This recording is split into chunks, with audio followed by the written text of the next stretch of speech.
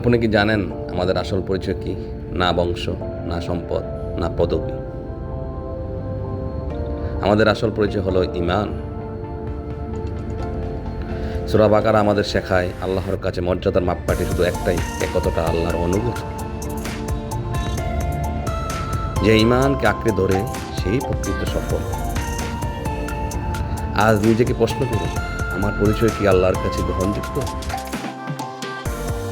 آمنا بالله وما أنزل إلينا وما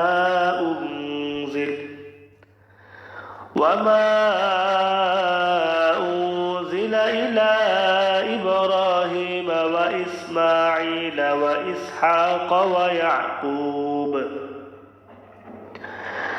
ويعقوب والأسباط وما أوتي موسى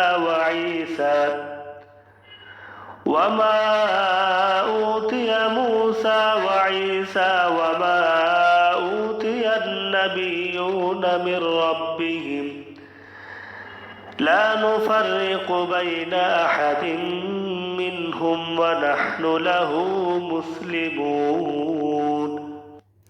তোমরা বলো, আমরা আল্লাহর উপর ঈমান এনেছি এবং যা আমাদের প্রতি নাজিল করা হয়েছে এবং যা ইব্রাহিম ও ইসমাইল এবং ইসহাক ও ইয়াকুব ও বংশধরদের প্রতি অবতীর্ণ করা হয়েছে এবং যা মুসা ও ইসাকে দেওয়া হয়েছে আর যা অন্যান্য নবীগণকে তাদের প্রতিপালকের পক্ষ হতে দেওয়া হয়েছে, এসবের প্রতিও ঈমান এনেছি।